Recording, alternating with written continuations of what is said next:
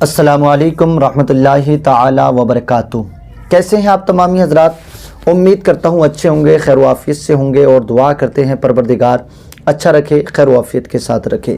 آپ اچھی طرح سے جانتے ہیں ملک ہندوستان میں سرکار غریب نواز رضی اللہ تعالیٰ عنہ کی جو تشریف آوری ہوئی ہے وہ میرے آقا حضور صلی اللہ تعالیٰ علیہ وسلم کے کہنے کے مطابق ہوئی ہے۔ آپ انہی کے بھیجے ہوئے ملک ہندوستان میں آئے ہیں، اور آپ نے یہ بھی سنا ہوگا کہ آپ نے 90 لاکھ لوگوں کو کلمہ پڑھا کر مسلمان کیا تھا۔ اب یہ جو مسلمان کیا تھا یقیناً کوئی جبرن تو کیا نہیں تھا۔ اگر آپ سرکار غریب نواز رضی اللہ تعالیٰ عنہ کی تاریخ اٹھا کر دیکھیں تو آپ کوئی تلوار لے کر نہیں چلا کرتے تھے، آپ نے کوئی جنگیں نہیں لڑی ہیں، بلکہ یہ جو مسلمان ہوئے لوگ یہ آپ کی کرامتیں اور یہ آپ کی سچائی اور آپ کی ایمانداری کو دیکھ کر یہ آپ کی قربت میں آتے رہے اور دائرہ اسلام میں داخل ہوتے رہے۔ یعنی کوئی تلوار دکھا کر جبراً اپنی طاقت دکھا کر لوگوں کو مجبور نہیں کیا کہ آپ آئیے اسلام قبول کیجئے گا۔ ایسا آپ کی ہسٹری میں، آپ کی تاریخ میں کہیں سے کہیں تک بھی نہیں ملتا ہے۔ ویسے ہی ایک پنڈت کا واقعہ ہمیں تاریخ کی کتابوں میں ملتا ہے۔ روزانہ وہ جایا کرتا تھا، اپنے پتھر کے خداؤں کو جو ہے دودھ پلا کر کے آیا کرتا تھا۔ ایک دن اس کی بیٹی نے اپنے بابا سے پوچھا کہ آپ کہاں جاتے ہو؟ اس نے کہا میں اپنے خدا کو، اپنے بھگوان کو راضی کرنے جاتا ہوں، اسے دودھ پلانے چڑھانے جاتا ہوں۔ بیٹی نے سوچا میرے بابا روزانہ اپنے خدا کو، اپنے بھگوان کو دودھ پلا کر کے آتے ہیں۔ بیٹی نے کہا بابا ایسا کریں آج آپ نہ جائیں، آپ تو روزانہ جاتے ہیں، آج آپ مجھے جانے دیں۔ تو باپ نے کہا ٹھیک ہے بیٹی، آج تو جانا چاہتی ہے تو چل ٹھیک ہے تو چلی جا۔ آخر کار جب یہ پنڈت کی بیٹی ہے، اپنے ہاتھ میں اس نے دودھ کا برتن پکڑا اور یہ پہنچ گئی وہیں پر جہاں پتھر کے بنے ہوئے ان کے اپنے ذاتی اپنے ہاتھوں سے بنائے ہوئے ان کے اپنے بھگوان تھے۔ جب یہ وہاں پر پہنچتی ہے، اس کے ہاتھ میں کٹورا اور اس نے اس کو اپنے اس بھگوان کے سامنے رکھ دیا۔ بچی یہ سمجھ رہی تھی کہ میرا بابا روزانہ یہاں آتا ہے اور اسے دودھ پلا کر کے جایا کرتا ہے، اس نے بھی رکھ دیا سامنے کہ یہ پی لے گا۔ لیکن پتھر کی کوئی بھی بے جان چیز کسی بھی چیز کو کیسے پی سکتی ہے؟ اس نے بہت دیر تک اصرار کیا لیکن اس نے ادھر سے اس کے اندر کوئی جنبش بھی نہیں آئی۔ اس نے کہا بابا ایسے لگتا ہے یہ مجھ سے ناراض ہے، اور میرا بابا تو روزانہ اسے دودھ پلا کر جاتا ہے اور یہ میرے کہنے سے نہیں پی رہا ہے۔ آخر کار اس نے بڑی کوشش کی یہ پی لے، لیکن اس نے نہیں پیا۔ لیکن یہ بچی بھی بڑی ضدی تھی، یہ بھی سوچ کر کے گئی تھی کہ واپس پلا کر ہی آؤں گی۔ حضرات جب اس نے نہیں پیا، بڑی کوششیں کرنے کے بعد تو یہ وہاں سے واپس لوٹنے لگی مایوس ہو کر۔ اس کا دل اداس ہو گیا اور جو ہے اس کے چہرے پر غمگینی نشانات ظاہر ہونے لگے۔ جب یہ دروازے کے قریب سے آئی ہے تو وہاں سے ایک بابا کا گزر ہو رہا تھا، اور یہ بابا کوئی اور بابا نہیں ہے، یہ وہ تھے جو ملک ہندوستان کے اندر ایمان کی ایک کرن لے کر کے تشریف لائے تھے اور لوگوں کے دلوں پر راز کرنے والے سرکار غریب نواز رضی اللہ تعالیٰ عنہ تھے۔ آپ نے دیکھا ایک بچی بڑی مایوسی کے ساتھ، اس کے ماتھے پر، اس کے سر پر تھوڑی چوٹ بھی لگی ہے، کیونکہ وہ وہاں پر اپنے بھگوان کو راضی کرنے کے لیے، اس سے ضد کرنے کے لیے اس نے سر بھی نیچے زمین پر مارا تھا، جو اس کے چوٹ کے نشانات اس کے ماتھے پر، پیشانی پر ظاہر ہو رہے تھے۔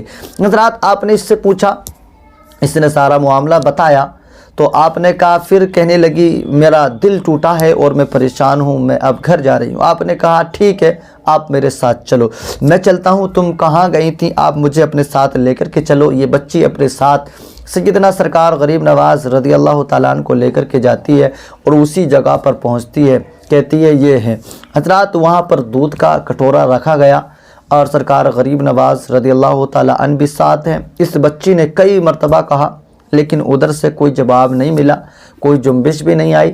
لیکن سرکار غریب نواز نے ارشاد فرمایا کہ میں بتا رہا ہوں، میں کہہ رہا ہوں کہ اس دودھ کو آج پی لے، آج تک تو نے پیا ہے کہ نہیں پیا، لیکن اس دودھ کو پی لے۔ حضرات سرکار غریب نواز رضی اللہ تعالیٰ عنہ نے ارشاد فرمایا اس پتھر کی بے جان چیز نے اس دودھ کو پی لیا۔ اب جب دودھ کو پیا تو یہ بچی تھی، کبھی اپنے بھگوان کو دیکھتی، خدا کو دیکھتی، اور کبھی جو ہے سرکار غریب نواز کے چہرے کو دیکھتی تھی۔ گویا کہ اپنے گھر جانے لگی۔ اس کے چوٹ کے نشانات لوگوں نے دیکھے تو سمجھے کہ شاید کسی نے اس کی عزت سے کھلواڑ کیا ہے۔ پنڈت کے پاس پہنچے، کہنے لگے تیری بیٹی اب پاک نہیں رہی، بارہا اس کو پریشان کرنے لگے۔ باپ نے اپنی بیٹی کو بلایا، بلانے کے بعد باپ نے بیٹی سے پوچھا تو بیٹی نے سارا معاملہ اپنے باپ کو بتا دیا۔ سارے لوگوں کے سامنے جب بیٹی نے اپنا سارا معاملہ بتایا تو لوگ اس بات پر یقین کرنے کو تیار نہیں تھے۔ کہنے لگے کہ ایسا کیسے ہو سکتا ہے، ہم تو کئی دنوں سے، کئی مہینوں، سالوں سے جسے دودھ لے کر چڑھانے جاتے ہیں، آج تک اس نے نہیں پیا، لیکن تیری بیٹی کے ہاتھ سے کیسے پی لیا؟ آخرکار بیٹی کو راضی کیا گیا اور وہ دوبارہ اس کام کے لیے تیار ہو جاتی ہے۔